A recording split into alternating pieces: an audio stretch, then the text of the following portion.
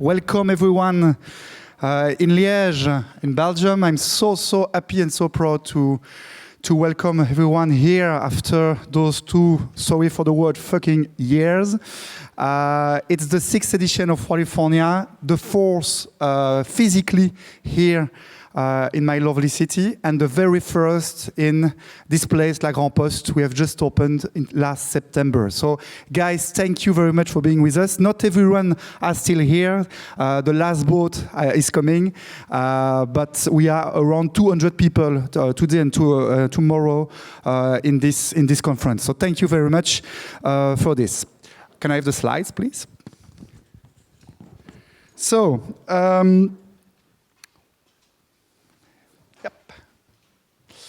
So a few words about California, who we are. California is an entertainment and technology hub based here in Liège, connected to other countries, to the world. The objective is to connect startups with corporates in entertainment, not only music.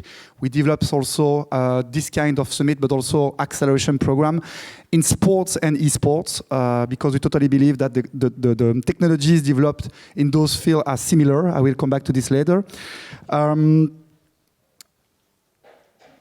So really, our main job, because for those who knows me, I also work for a fund named Lean Square.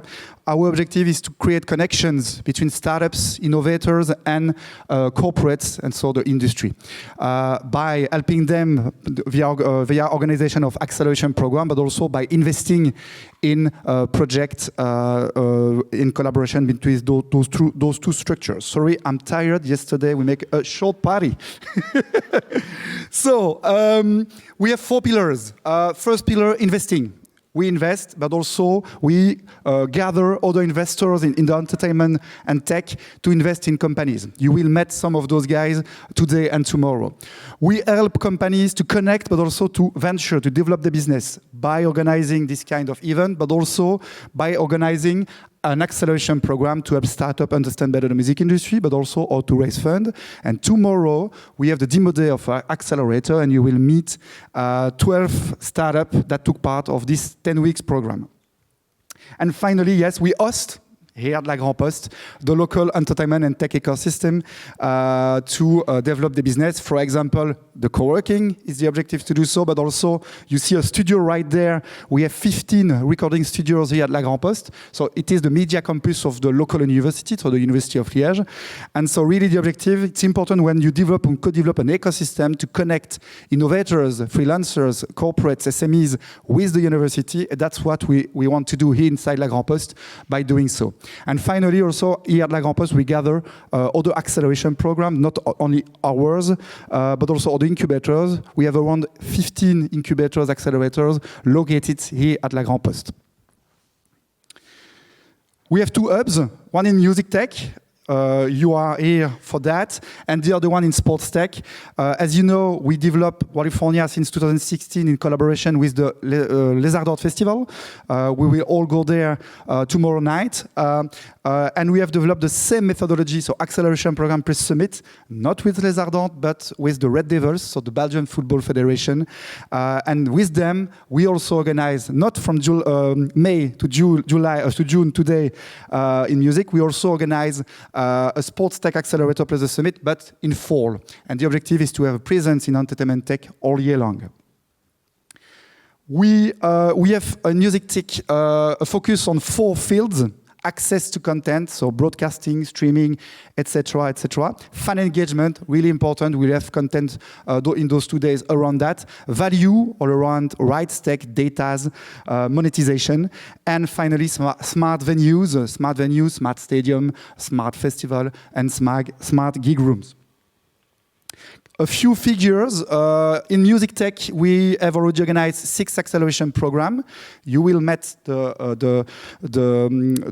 tomorrow in the demo day the 12th startup of the 6th batch. We have already organized 7 summits, and in sports, that's new. Last year, we have organized our very first accelerator and our very first summit. We are also very proud founding member with those guys of Music Tech Europe. You will meet a part of them this afternoon in our Meet the Ecosystem meetup. So tomorrow, startup will pitch you. Today, the Music Tech structure will pitch you, will pitch the startups what they do. And really the objective is to meet and then at the bar, creating project. That's really the objective of this kind of event. So you will meet not all of them, and I think 8 of those countries. We are 10 countries having created Music Tech Europe. And they are here, so do not hesitate to go through them. And really the objective is when a Swedish company needs to be in contact with Belgium, Coralie and I, we are the guy. And when you need to go to Italy, Anna is the woman to contact and to work with the Italian ecosystem. Huge thank you. We work all year long to develop this with an awesome advisory board. I'm pretty sure you know majority of them. So huge thank you for your help, guys. Without you, it will be impossible to develop this kind of summit and acceleration program. And we are very proud to have. I think we missed just Australia, but the majority of the continent in this slide. But we are working on it. So the program this year, we organize from May 3rd to tomorrow the acceleration program. It was organized online with a 12 startup. You will meet them tomorrow and today. Today is the summit, and from the 7th to the 10th is the music festival Les Ardentes. That is a startup. I will not explain all of them because you will meet them tomorrow. And during this program, we worked with more than 150 mentors, coaches, and those guys are the coaches, the 12 coaches we work with, 12? No, 10 coaches we work with during the program. Thank you very much for your support, and I received some very, very positive feedback from the startup, and I hope we'll continue to work together in the next years. The summit, as I told you, 6th edition. We grow every year. The objective is not to be a big event in terms of quantity. The objective is to stay small in the future, but quantitative. So the content, the people, it's really important for us. For example, when we developed with the team the conference with Coralie, for example, before thinking about the content, we were thinking about the people, and that's with the people we invited that we created the program, and that's all we think a conference is important, because yes, you come here to have some great content, but first of all, you come to this kind of event to meet people, and really that's the DNA of California. 60 speakers during those 2 days, 3 rooms, today 3 rooms, tomorrow 2 rooms. I will go back to this a little bit later. It's important, the inclusivity and the diversity is really part of our DNA. We are not 50-50 this year, but really we work on it, and we continue to help us to go to this 50-50 men-women, and not only men-women diversity. So if you have ideas for the next edition to be really on 50-50, do not hesitate to connect us. Really, that's part of our DNA to go to this 50-50 diversity. And as I already told you, really the DNA is the networking. So today, we have a big program. So 3 rooms, as I told you. The first room is here. I have a map after. The second room is just right there. And the third room is just underneath the stairs in the TV studio. You have the program, so main room, second room, and on the studio we have a partnership with AI Song Contest. I don't know if you know those guys. They developed a kind of Eurovision of songs created by AI and human, and today they organize an AI Song Contest conference just on the studio underneath the stairs, and at the end of the day they have a ceremony like the Eurovision of the AI Song Contest. And tonight, yes, I know some of you were with us yesterday. I hope you are not too tired. Tonight, we have the second party, the official party, organized with SACEM. Thank you, guys. At the Reflector with DJ sets of Sarah, Arabian Prince, Tom Barman, but also, we will explain you this a little bit later, some experience with wristband, with VR experience. And also, I would like just to thank SACEM for this partnership, but also Winamp, the 2 lunches we will organize on the rooftop, the same place than yesterday, is offered to you by Winamp. The second day, I will go back to this later tomorrow. That's the place, that's La Grand Poste. So we are on the stage 1. To go to the stage 2, you have to go this way. And to go to the stage 3, you have to go this way and to go underneath there. But there are some narrow everywhere to help you to go to those places. Tomorrow night, we all go to Les Ardentes, so we have an amazing lineup during those 4 days, focus on rap and hip-hop, very proud lineup, and also a new place for those who already came to Les Ardentes 3 years ago. It was near here, 10 minutes along the river. Now it's a little bit outside the center of the city. And 3 years ago, we had 100,000 attendees, and this year we will be more than 200,000 attendees. So it's a pretty big change for us, and the team are working pretty hard to do so. And you will discover the site, and me too, a part of it, tomorrow night. So that's the site.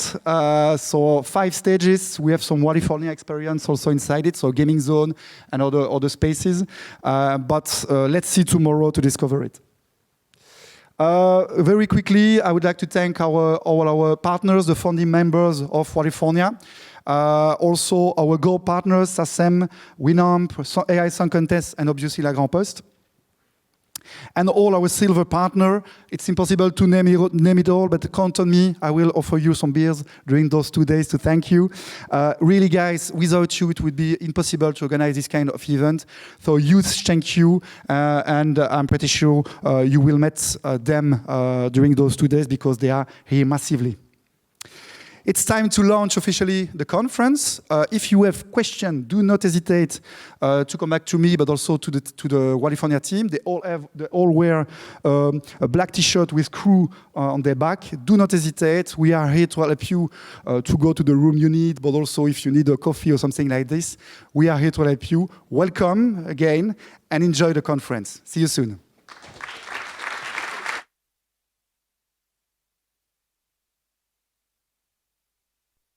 So first, let's go. We have 2 conferences on the same time, one here and one there.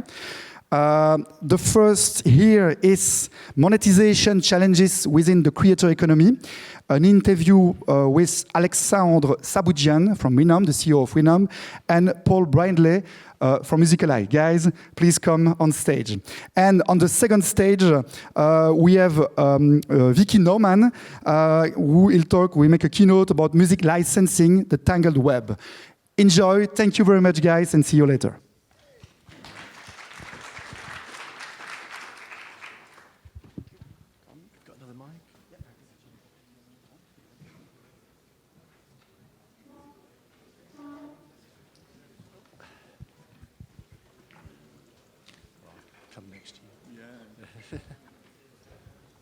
Bonjour et bienvenue. Je m'appelle Paul Brindley et je... No, I'm not going to speak in French. That's enough. Sorry. Welcome. Thank you very much to Jérôme and the team for inviting me to do this first interview and to be part of the event. It's the first time I've been here. It's been great fun already, and I'm sure it's going to be even better fun over the next 2 days. And I'm delighted to welcome Alexandre Saboudian, was that all right? Not too bad? That's all right. From the CEO of Winamp for this interview. And let's get straight off into it. And let's start with a little bit of context first. When we spoke about this, I know that the instructions were to kind of speak more broadly about the creator economy. And then Alexandra told me what they're up to. And I thought, oh my God, there's a lot in there. We have to talk about that. It's really quite a lot of interesting stuff. So he has, I forced him to make this more about the product of Winamp. It's my fault, but I think, as you'll see, there's a lot to hear. But let's start with a little bit of history. I mean, Winamp is a historical brand. 1997 was when you started. Yes, 1997 was really the beginning of Winamp. It was basically a US startup, but 97 was also the beginning of the story of the music and the internet. And Winamp was a player, basically to listen to an MP3 file, but immediately there was a huge community using Winamp worldwide. In 2 years, they had more than 250 million users of Winamp worldwide. And AOL arrived in the game because AOL, and in 2000 it was really a nice company in the internet, decided to acquire Winamp. And between 2000 and 2014, it was an AOL company because AOL had a huge plan into the music, and the first idea with Winamp was really to create a kind of new Spotify, a kind of music subscription program. But at the end of 2010, the bright AOL of 2000 was not the same, and they decided to stop AOL Music. And so in 2013, we jumped into the deal because I received some information that Microsoft was there to try to acquire Winamp. And there is some backstage stories, but one of our investors helped us to acquire Winamp in 2014, and now Winamp and Shoutcast is, they are... Us being who, though, just to clarify who us is, when you say us? So yes, us, this means Audio Valley. It's a Belgian company. We are really involved in digital audio, and today we have two separate businesses. The first one is TargetSpot. It's an advertising audio company. We help a lot of companies in the world to make some revenue with audio advertising. And the other part is today Winamp, and inside Winamp we have also two other companies. The first one is Jamendo. We have with Jamendo already a huge community of artists. But we have also Bridger. This is, I don't know if you know that, in Europe today they try to open the competition between a right collection company, and so Bridgers today is an IME. So it's a company who will try to help artists to receive their rights. Yeah. And let's now sort of bring it up to the current day. So, I mean, all this time, Winamp has been available as a media player, and it still is. And, you know, just to talk about the number of users. Yes, we have still an incredible community. Today, we have more than 80 million users worldwide. So the users today are more in Europe and in Asia, less in the US, but a lot of users still use Winamp on their computer because we have today just basically a Windows version for the player. Does it still kick the llama's ass? As they used to say. I was just looking at that the other day. Right, and so that sort of brings it up to the current day, but you have some grand plans afoot. So let's start maybe with the consumer-facing side and how you are going to evolve the Winamp as a media player for consumers. Yes, because I think that today the way to listen to something is really different than 10 years ago. 10 years ago it was just to listen to music, but today when you want to listen to something, you listen to music, you listen to podcasts, you listen to a radio station, perhaps to an audiobook. You want to listen also to your music subscription to Spotify. And the experience is really spread in different places. And so with the new Winamp, we want really to aggregate all the experience to have in one place all your listening experience. And I think this is really the future of a player. And I was really surprised that during this last 10 years, nobody tried to build a player like this. Because when you talk about a player, you have iTunes, and you have Windows Media Player, but not really a leader in this type of use. So you're going to integrate with all the main streaming services? Yeah, we will do that step by step, but yes, we will already have one during this year and more during the next year. And what is this being driven by? Where's the evidence that consumers actually want this? But the evidence is today that the use of a player is not just on your computer, it's not on your phone, it's at home, and you listen to different type of content. So I don't know if you have the same experience than me, but For me, I need to use different type of hardware, different type of software to have basically a listener experience.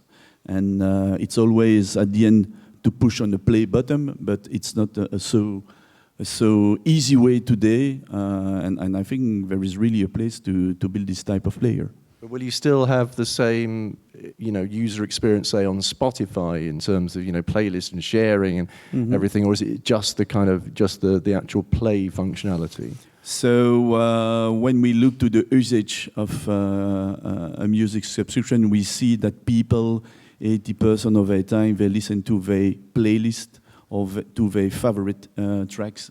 And so this will be the kind of use that you will have in Winamp. But the search can be still in Spotify or in Deezer or in Apple Music. And presumably this has meant a lot of development time has had to go into this. It's quite a big undertaking. Yes, it's big. So we start in 2019, but due to the pandemic, we put the program during 1 year on stop.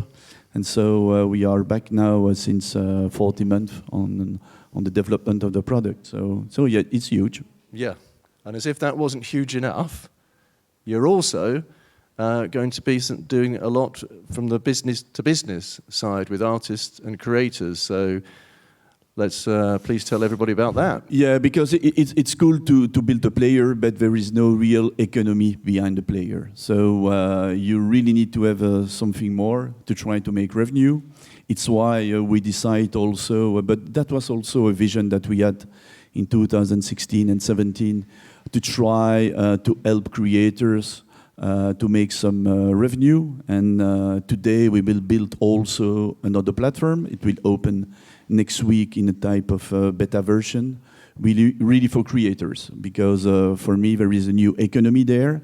This is not something new, but there is really something to do there. And so we will help creators to make their own subscription model. We will help creators to distribute their music. I know that there is already a lot of service like this, but I think that the way to aggregate all the different streams of revenue is also something interesting for the creators. You will be able also to create your own music NFT and sell it. It will be also for you possible to manage your author, composer, and publisher right with Bridgers. So we have a lot of things in the platform that I think creators need today. Okay, so let's take them one by one, because there's a lot in there to unpack. Let's start with the distribution at first. So, I mean, you're going to be competing. You acknowledge that there's an awful lot of distributors out there. It's a market that's consolidating already. Why do we need another one? So yes, there is more than 50 different companies worldwide trying to help artists to distribute their music. But I think that just to have a distribution service is not enough. That was a little bit the game this last 10 years, to try to be on the different platform. But I think that an artist, when you look to the DNA of an artist, is more someone who try to create something than to manage something. And so the idea 10 years ago was to be on this type of platform is enough to make my revenue, but for me it's not enough today. So for me, distribution is just a part of the revenue of the artist. And the goal of Winamp on the creators part is really to aggregate all the different stream of revenue. It's why we decide to put a distribution program inside. And are you building that yourselves, or are you using a third party? No, right, because right. there is no real challenge in terms of technology, so we will work with someone. Yeah, okay, that makes sense.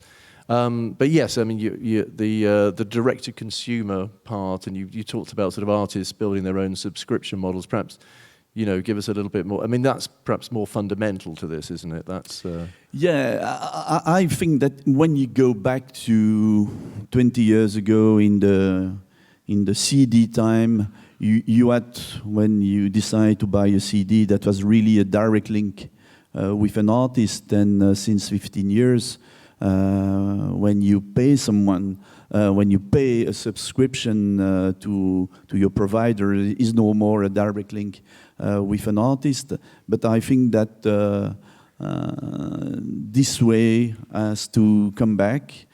And what we see today is that an artist today produce really more than just the release that you can find on Spotify or on Apple Music. And there is really a way to provide for me a better content, some exclusivity, and this type of content has to be really for them. And what we see, and this is not also a real new model, because you know the success of Patreon, for example, in the US. But this is a real trend in the music industry. I think that more and more some artists, is it from small one to big one, can really make some money with their own music subscription. If you are an artist and you start, it can be perhaps a kind of friends and family model. But if you are more well-known, it can be really a traditional fan models. So you will give them the tools to be able to sort of achieve this, and how does the business model work for you? So the business model is really normal. So in the creator part, they can create a different type of tiers. They can create different type of subscription, and they decide what the type of content they want to share with their fans. After, in the Winamp player, you can subscribe to an artist, and there is a way to pay, and the large part of the money will go back to the artist, because I think that today also the way to share the money in the music industry is not really fair, and into the Winamp model, 85% of the revenue will go back to the artist. Okay. And we're going to have to move on to the next bits, because there's quite a lot to cover. So NFTs, you've got to be in the NFT business these days. You've already been doing your own NFTs of old Winamp skins, but yes, again, providing tools, is that the idea, so people can? So NFT for me is one of the fundamental things in the future for an artist. But today NFT. We are still in the curve to explain a lot of things about the NFT world, and but our goal is really to help any artist to create today their NFT. So because if you start today, nobody knows you perhaps, but in 20 years you can be a star, and there is really a value to create your NFT today. And so we will help them to do that. We will also to create in the blockchain a special Winamp contract to be sure that in any transaction in the future, the artist will win some money, because the value of an NFT today can be really low, and the creation of value will be in the future, but we need to be sure that the artist will still win money if tomorrow the value is really high. Okay, cool. And sync licensing. You're going to be facilitating sync licensing as well. Yeah, but this is something that we do today, every day with Jamendo. This is a platform where you can buy a track if you need to have a track for a professional use, if you are a YouTuber. So this is a service that we do today. We will include this type of service in Winamp too. And we see that for some type of music, some artists can really win money with that. So it's not perhaps a large part, but it's also something interesting. And for me, it's a part of the global revenue of an artist tomorrow. Yeah. And the last bit, again, is sort of building on Bridger, one of your companies with rights management. Just to sort of clarify what that means. So right management is the way to manage your author, composer, and publisher right. So today, if you are in Belgium, you work usually with the SABAM, in France, the SACEM, with other companies like this worldwide. And today, I think there is some more efficient way to manage this type of rights. in the digital world. With more reports, more information, perhaps a more fast way to receive your money. And this is the mission of Bridger. So we start with Bridger some month ago.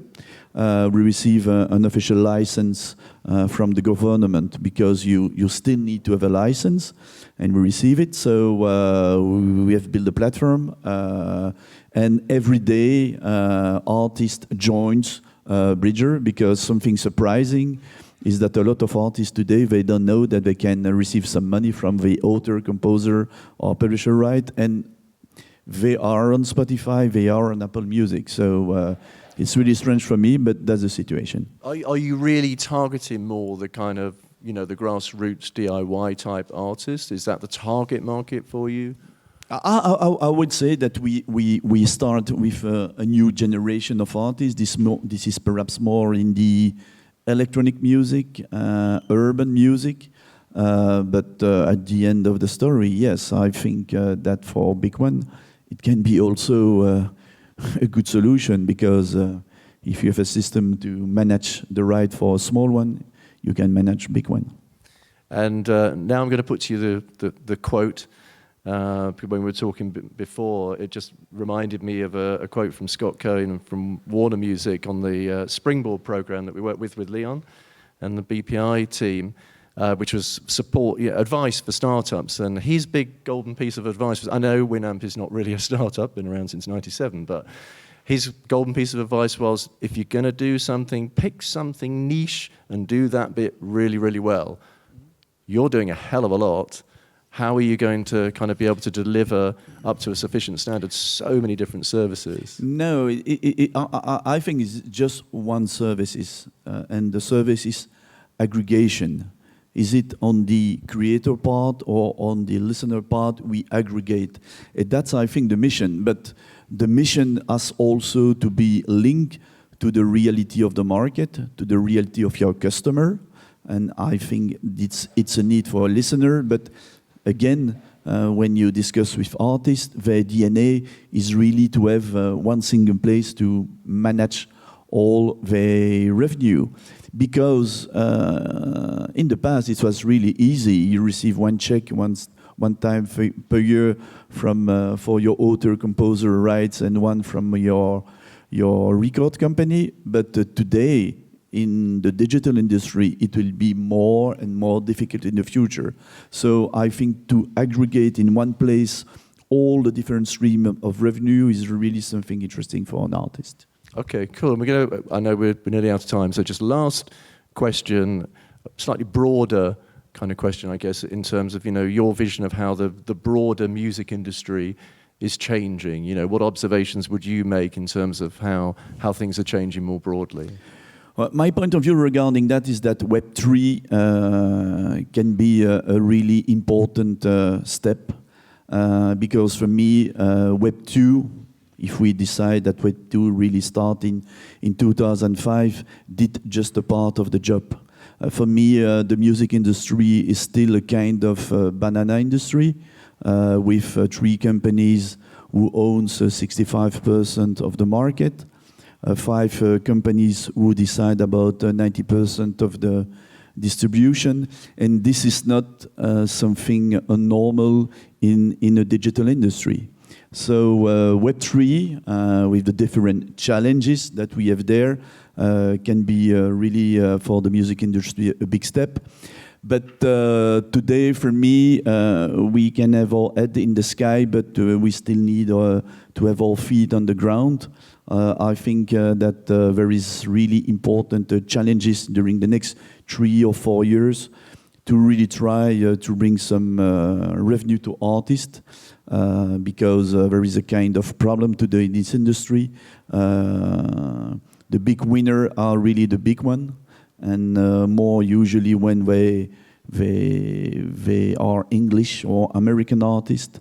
But when you talk to a German well-known artist, the reality is that if he has to compare his revenue today with the revenue he had in the past, is that he has lost 70% of his revenue. So there is still some challenges, but the message is today, be feet on the ground, try to live with the reality, because during these last 10 years, there was a big lie into the market. The big lie was to say, hey guys, the solution is to be on streaming services, and that will be the magic solution. We see today that is not the reality. Yeah. Well, a lot of people are saying that these days. Well, anyway, Alexandra, thank you so much. Thank you, Paul. You're going to be busy, and best of luck with everything. Thank you, guys. Thank you so much. Are you open to one or two questions? Yes? Is there any question from the audience? Don't be shy.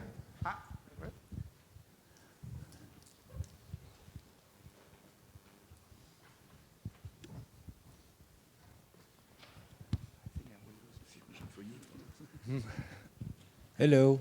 Hello. So, how will you manage to get Winamp into the mobile ecosystems?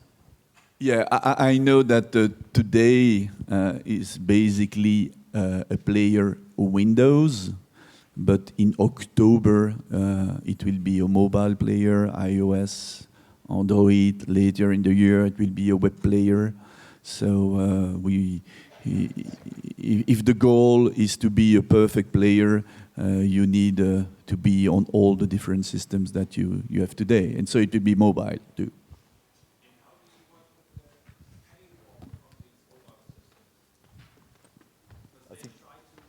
How do you deal with the paywall? And how will you work with the paywalls of these mobile ecosystems?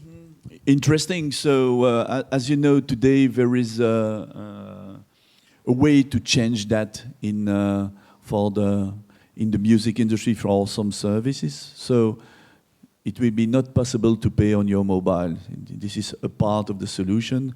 It will be possible to subscribe on the website, and this is for me today one of the solutions. Yeah.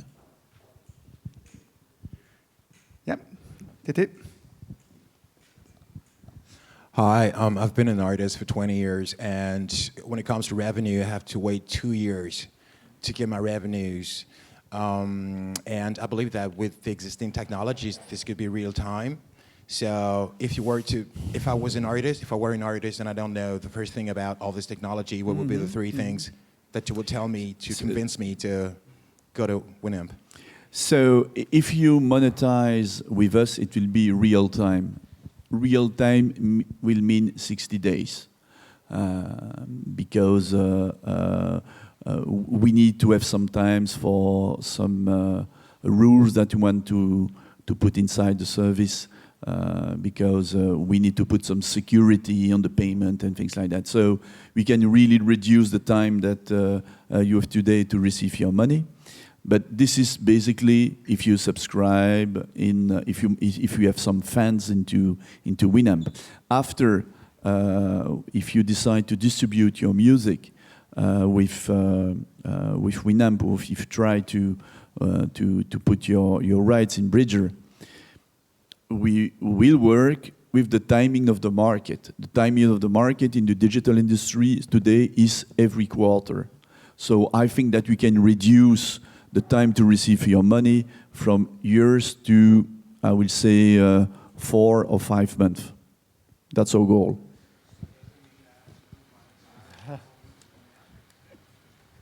Wait. Sorry, does it mean that I have to move my entire following from, say, Spotify to Winamp, from Facebook to Winamp, and so on and so forth? Yeah, you can do that. You are not obliged to do that. If you work with TuneCore, I don't know which kind of company if you want to distribute your music, you are not obliged to be with your tracks in the distribution program of Winamp if you want to make a subscription model on Winamp. So you can just use one part of the service. But yes, if you decide to work with the distribution service of Winamp, our goal is really to accelerate the payment, and I think we can do that in a type of between 4 and 5 months. Thank you, Alexandre. Thank you, Paul. Thank you, Jérôme. Thank you very much. Thank you, everyone.